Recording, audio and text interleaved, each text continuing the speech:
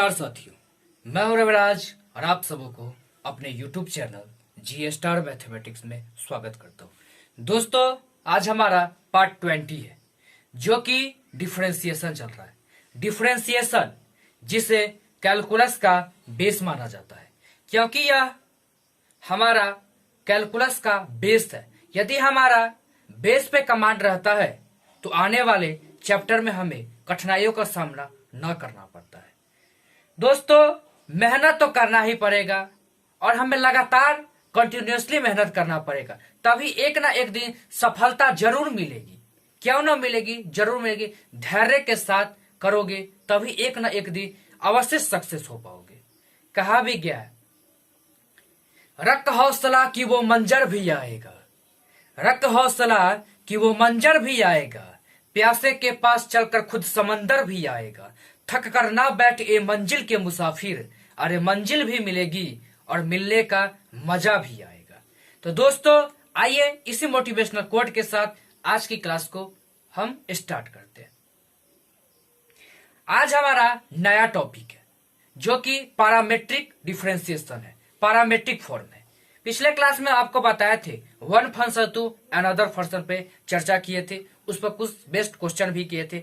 आज हमारा new topic है जो कि पैरामेट्रिक फॉर्म है, पैरामेट्रिक डिफरेंशिएशन। आइए सबसे पहले देखें कि पैरामेट्रिक फॉर्म क्या है।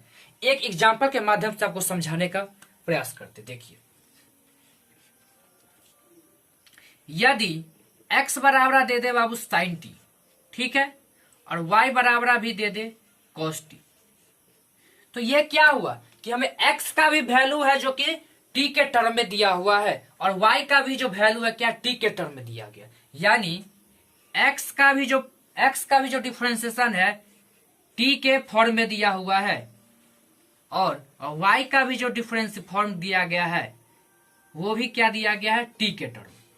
यानी इसी को हम कहते हैं पैरामेट्रिक फॉर्म। यानी x का वैल्यू भी t के टर्म में दिया हो और y का वैल्यू भी t के टर्म में दिया या थीटा के टर्म में दिया गया, दोनों क्या हो, सेम होना चाहिए। x का भी वैल्यू जो t में दिया रहे और y का वैल्यू भी t के टर्म में, दोनों का फंक्शन जो हो, तीसरा फंक्शन हो, ये दो फंक्शन x y दो वेरिएबल है और तीसरा वेरिएबल जो हो ना वो भी सेम हो, सेम वेरिएबल हो और सेम टर्म में हो। यदि यहाँ पे t के टर्म में डिफरेंशिएशन करने के लिए बोला गया x का, तो y का भी बोला जाए t के टर्म में। ऐसा कि नहीं y x का दे दे t के टर्म में और y का दे दे थीटा के टर्म, ऐसा नहीं। दोनों सेम होना चाहिए, ये दोनों फंक्शन जो है सेम होना चाहिए, सेम होना चाहिए। तो समझिए कि आखिर होता है क्या, तो ध्यान इसको समझा देते हैं कि जब दो अलग अलग वेरिएबल एक थर्ड सेम कॉमन वेरिएबल को रिप्रेजेंट करता हो, कि जब दो अलग अलग वेरिएबल एक थर्ड सेम कॉमन वेरिएबल को रिप्रेजेंट करता हो, उसे ही हम कहते हैं पैरामेट्रिक इक्वेशन या पैरामेट्रिक फॉर्म कहते हैं। दो अलग अलग वेरिएबल है, एक थर्ड कॉमन वेरिएबल को रिप्रेजेंट करता है। ये थर्ड कॉमन वेरिएबल हुआ ना, t भी हुआ और यहाँ भी t है, तो सेम है, दोनों सेम है ना। दो अलग अलग वेरिएबल एक थर्ड सेम कॉमन वेरिएबल को थर्ड सेम कॉमन वेरिएबल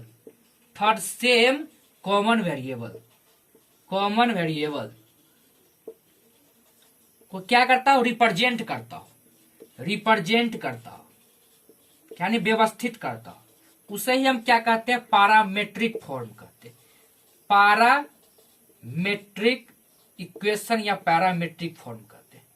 आई होप आप लोग बढ़िया से समझ गए कि जब दो अलग अलग वेरिएबल किसी एक सेम थर्ड वेरिएबल को रिप्रेजेंट करता हो, फिर से समझिए, जब दो अलग अलग वेरिएबल एक सेम कॉमन थर्ड वेरिएबल को रिप्रेजेंट करता, उसे हम कहते हैं पैरामेट्रिक इक्वेशन। आई होप आप लोग बढ़िया से समझ गए होंगे। दोस्तों, इस पर एग्जांपल करेंगे, आप लोग बढ़िया समझ, इसका स्क्रीनशॉट ले, फिर आगे की तरफ बढ़ेंगे।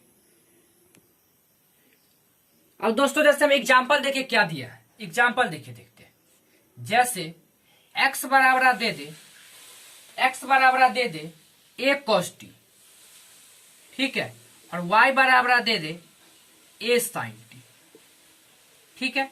और हमें इसे बोला गया डिफरेंशिएट करने के लिए, डिफरेंशिएट दोनों, जब दो अलग अलग वेरिएबल है, दो अलग अलग वेरिएबल, एक थर्ड कॉमन वेरिएबल टी के टर्म को रिप्रेजेंट कर रहा है, तो क्या है, इसे हम क्या मानेंगे, पैरामेट्रिक फॉर्म। इससे हम इसका डिफरेंशिएशन कैसे करते हैं वही हम समझेंगे। देखिए हम अलग अलग वेरिएबल करेंगे और हमें दिया गया है then dy by d x का वैल्यू फाइंड करने के लिए, dy बाई डी एक्स का बोला गया वैल्यू फाइंड करने के लिए। x बराबर a cos t दिया है, y बराबर a sin t दिया, और उसके बाद बोला गया dy बाई डी एक्स का वैल्यू फाइंड करें। हम बारीकी बार बार से एक एक करके क्या करते हैं, इसका वैल्यू हम फाइंड करते हैं, उसके बाद हम लिख लेंगे। पहले हम करते एक x का ही कर लेते हैं। तो देखिए x बराबर दोस्तों दिया गया a cos t, हम इसका डिफरेंशिएट करेंगे with respect to x, differentiate with respect to t, क्योंकि t के टर्म में दिया गया तो हम t के टर्म में डिफरेंशिएट करेंगे। तो dx बाई डी टी हो जाएगा, a बाहर निकल जाए क्योंकि कांस्टेंट है, और cos का डिफरेंशिएशन क्या होता है, माइनस साइन t, इसीलिए dx बाई डी टी का डिफरेंशिएशन क्या होगा, minus a sine t। I hope आप लोग बढ़िया से समझ गए होंगे। अब सेकेंड देखिए, हमारा जो सेकेंड दिया हुआ है y बराबर दिया हुआ है a साइन t। अब हम इसका डिफरेंशिएट करेंगे विथ रेस्पेक्ट टू s के फॉर्म में, विथ रेस्पेक्ट टू t, तो वह dy बाई डी टी होगा, ए कांस्टेंट है बाहर निकल जाएगा, साइन का डिफरेंशिएशन होता है cos t। तो दोस्तों dy बाई डी टी का वैल्यू हमें निकल गया, dx का वैल्यू निकल गया। अब हमें फाइंड करना है क्या, तो dy बाई dx फाइंड करना है। तो देखिए, तो हम यहाँ पे आपको बता देते हैं कि dy बाई dx बराबर क्या होगा। तो dy का वैल्यू क्या आया है, dy by d T upon dx का वैल्यू क्या आया है, dx बाई डी टी। तो dt कट गया, बचा क्या, dy बाई dx। एक फॉर्म को बढ़िया से आपको एक्सप्लेनेशन के साथ बता दिए। अब हम इसका वैल्यू लिख देते हैं। तो dy का मान क्या लिए निकल आया है, dy बाई dx। तो y का वैल्यू क्या आया, a cos t, और देखिए dx का क्या लिखा, माइनस a sin t। तो a से a कट गया बाबू, cos अपॉन साइन क्या होता है, cot, यानी माइनस cot t इसका आंसर होगा। आई होप आप लोग बढ़िया से समझ गए होंगे। तो इसका स्क्रीनशॉट लीजिए, फिर हम आगे की तरफ नेक्स्ट क्वेश्चन को देखेंगे। अब देखिए दोस्तों, जो हमारा नेक्स्ट एग्जांपल दिया गया है कि x बराबर 2a स्क्वायर एंड y बराबर दिया हुआ 80, then find the value of, बोला गया dy बाई dx बराबर 1। सेम देखिए, ये भी सेम है, दो अलग अलग वेरिएबल है, x और y अलग अलग वेरिएबल है, और किसके टर्म को रिप्रेजेंट करता है, एक सेम कॉमन वेरिएबल को रिप्रेजेंट करता है, यानी t यहाँ भी है, t यहाँ भी, एक थर्ड कॉमन वेरिएबल को रिप्रेजेंट करता है। दोस्तों यहाँ ये नहीं है कि t ही हो सकता है, थीटा भी हो सकता है, हम थीटा भी पुश कर सकते हैं, जेड भी आ सकता है, कुछ भी आ सकता है। ऐसा नहीं कि एक्स है तो एक्स आएगा, टी हम बोले तो टी आएगा। दो ये ध्यान रखिएगा, तीसरा जो वेरिएबल होगा ना, वो थर्ड सेम कॉमन वेरिएबल होना चाहिए। यानी पहला एक्स का वैल्यू यदि टी है तो वाई का वैल्यू भी टी होना चाहिए। यदि एक्स का वैल्यू थीटा के रूप में दिया गया है तो वाई का वैल्यू भी क्या हो, थीटा को ही रिप्रेजेंट करता हो। ऐसा ना कि एक्स का वैल्यू थीटा को रिप्रेजेंट करता हो और वाई का टी का रिप्रेजेंट करता हो, ऐसा नहीं होना चाहिए। ठीक, आई होप आप लोग बढ़िया से समझ गए होंगे। दोस्तों जैसे हम पहले का डिफरेंशिएशन के सेम उसी तरह इसका भी करेंगे। तो आइए देखते हैं, पहले लिख लेते हैं एक्स का कर लेते हैं 2a square, differentiate with respect to x, sorry t दिया हुआ था, टी के टर्म में एक्स दे रहा था तो एक्स के टर्म, तो dx बाई dt हो जाएगा 2a, क्योंकि कांस्टेंट है तो बाहर निकल जाएगा। उसके बाद dt स्क्वायर बट्टे dt, इसीलिए dx बाई dt हो जाएगा 2a बाहर आएगा, x to the power n का फॉर्म देते हैं 2t डायरेक्ट होगा, इसका लिख देते हैं। इसीलिए dx बाई dt का जो आंसर होगा 480 आंसर होगा। अब दोस्तों देखिए, हम सेकेंड हमारा y बराबर जो दिया गया है 80, अब differentiate with respect to t, तो dy बाई dt a बाहर निकल जाएगा, dt का वैल्यू होता है 1, डायरेक्ट a ही होगा। क्या होगा, dy बाई dt का वैल्यू a ही होगा। अब देखिए, अब हमें फाइंड क्या करना है, देन अब हमें फाइंड क्या करना है, dy बाई dx। तो dy बाई dx, तो dt से dt कट गया जाएगा, तो dy का मान क्या दिया है, y का दिया हुआ a, और देखिए तो dx का वैल्यू क्या आया 480, 480 आया है। तो ए से ए कट गया, बचा क्या 1/40। आई होप आप लोग बढ़िया से समझ गए होंगे। तो दोस्तों इसका यही आंसर है। अब देखिए दोस्तों, जो हमारा नेक्स्ट सवाल दिया गया है, x बराबर cos theta minus cos 2 theta and y बराबर दिया है sin theta minus sin 2 theta, जो कि सेम दो अलग अलग वेरिएबल, जो कि सेम थर्ड कॉमन वेरिएबल को रिप्रेजेंट कर रहे हैं, थीटा को रिप्रेजेंट कर रहा है। तो देखिए सेम उसी तरह जैसे पहले किया उससे सेम उसी तरह इसका भी डिफरेंशिएशन करेंगे। तो नाउ x बराबर क्या दिया है दोस्तों, cos theta minus cos 2 theta. अब डिफरेंशिएट कर देंगे विथ रेस्पेक्ट टू थीटा के,